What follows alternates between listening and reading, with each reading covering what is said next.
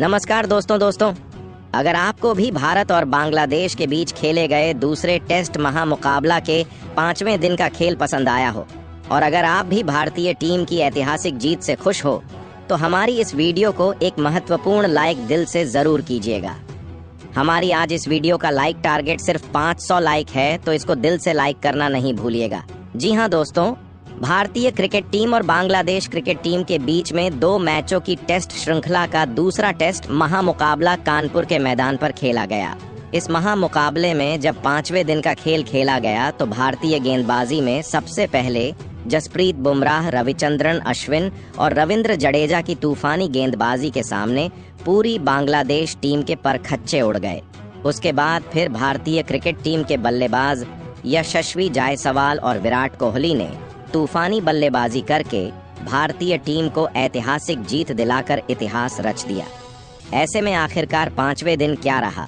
Turning point, पूरे महामुकाबला के 5वें दिन का शानदार हाईलाइट हम आपको आगे बता रहे हैं। तो दोस्तों, आपको बता दें, क्रिकेट इतिहास की 2 सबसे घातक टीम में भारतीय क्रिकेट टीम और बांग्लादेश टीम में कानपुर के मैदान पर फिर से एक दूसरे के सामने खड़ी हुई थी।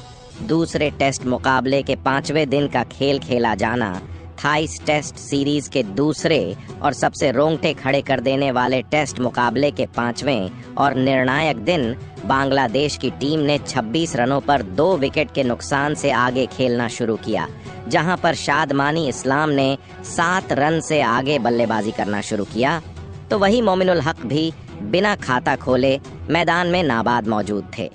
इस मुकाबले में दूसरे और तीसरे दिन बारिश की वजह से कोई भी खेल न होने के बावजूद चौथे दिन भारतीय टीम ने अपने लाजवाब प्रदर्शन से अभी तक इस मुकाबले को जीवित रखा था, जहां पर भारतीय टीम की जीत की उम्मीद सबसे ज्यादा थी।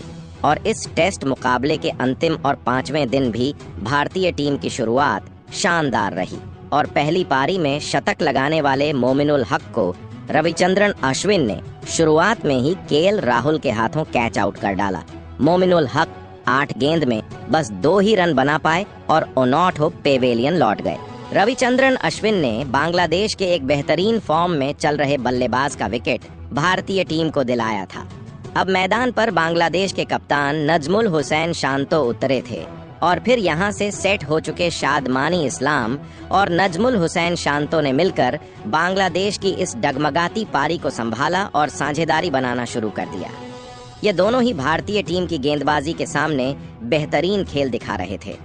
इन दोनों ने मिलकर अब एक महत्वपूर्ण साझेदारी अपनी टीम के लिए बना दी थी, जिसने भारतीय गेंदबाजी की मुश्किलें बढ़ा दी थी।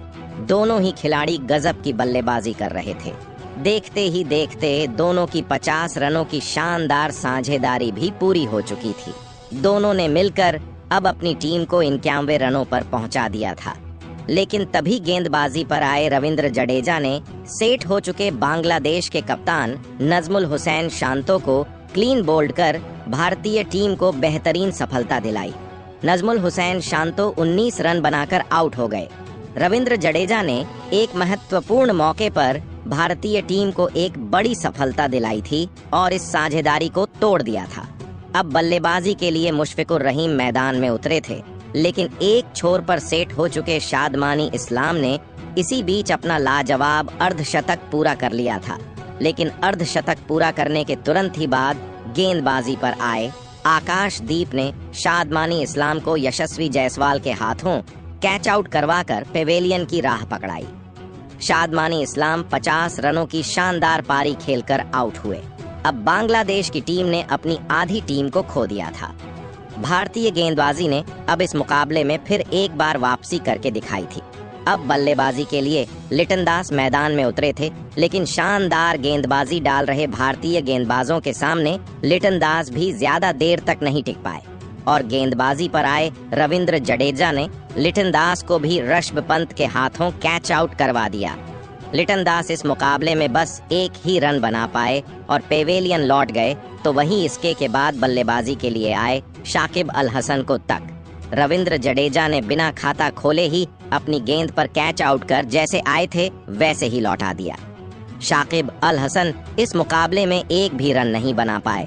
अब इस मुकाबले में भारतीय गेंदबाजी का दबदबा हमें साफ तौर पर देखने को मिल रहा था।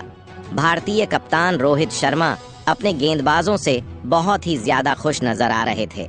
अब बल्लेबाजी के लिए मेहंदी हसन मिराज मैदान में उतरे थे, लेकिन भारतीय गेंदबाजी अब इस मुकाबले को जल्द से जल्द खत्म करना चाहती थी और फिर मेहंदी हसन मिराज और मुशफिकुर रहीम ने मिलकर बांग्लादेश की टीम की इस पारी को संभालने की पूरे कोशिश की।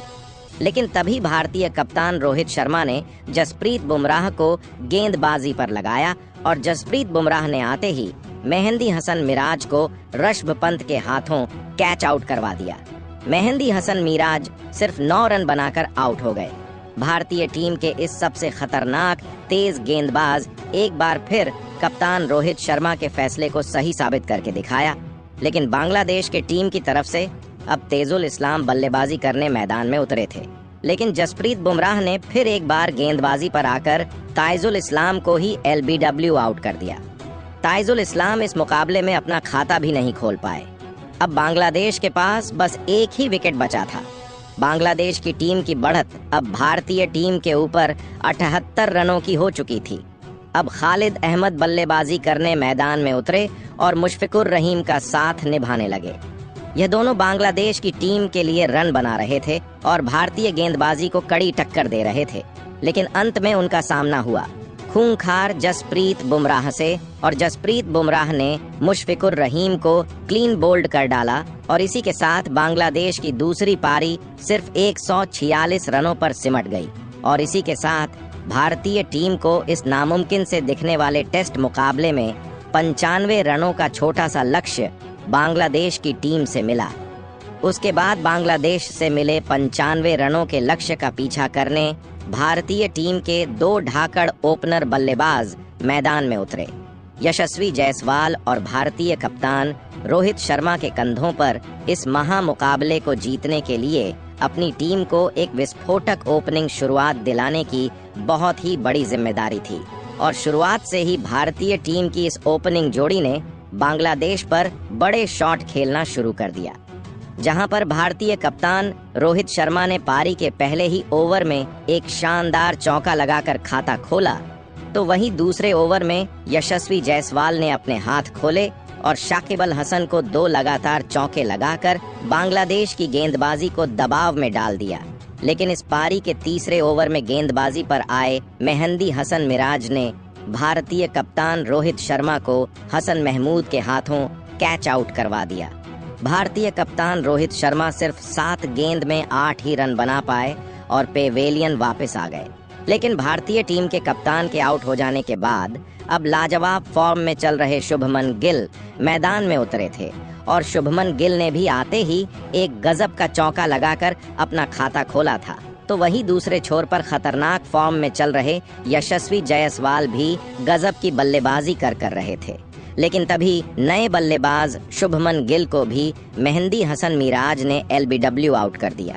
शुभमन गिल इस मुकाबले में 10 गेंद में बस 6 ही रन बना पाए और ओ नॉट हो गए। अब भारतीय टीम ने अपने 2 बड़े बल्लेबाजों को शुरुआत में ही खो दिया था। बांग्लादेश की गेंदबाजी इस मुकाबले को भारतीय टीम के लिए मुश्किल बनाने में लगी हुई थी, लेकिन अब उनके सामने विराट कोहली आ चुके थे और फिर विराट कोहली ने भी आते ही अपने हाथ खोलने शुरू कर दिए और यशस्वी जायसवाल के साथ एक महत्वपूर्ण साझेदारी अपनी टीम के लिए बना डाली। दोनों ही छोरों से अब बांग्लादेश के गेंदबाजी पर प्रहार हो रहे थे, जिसने बांग्लादेश के कप्तान के होश उड़ा दिए थे। खास करके यशस्वी जायसवाल के बल्लेबाजी ने सभी के दिल जीत लिया था। तो वहीं विराट कोहली भी गजब के फॉर्म में नजर आ रहे थे। बांग्लादेश का हर एक गेंदबाज इन दोनों को रोकने की पूरी कोशिश कर रहा था, लेकिन इस साझेदारी को तोड़ना अब नामुमकिन हो चुका था। बांग्लादेश की गेंदबाजी की मुश्किलें खत्म ही नहीं हो रही थीं, क्योंकि यह दोनों ही खिलाड़ी बांग्लादेश की टीम के लिए किसी बुरे सपने की तरह साबित हो रहे थे। विराट कोहली की बल्लेबाजी तो देखने लायक थी, इसी बीच दोनों की अर्धशतकीय साझेदारी भी पूरी हो गई, तो वहीं शानदार और विस्फोटक बल्लेबाजी कर रहे यशस्वी जायसवाल ने अपना इस मुकाबले में धमाकेदार अर्धशतक भी पूरा कर लिया।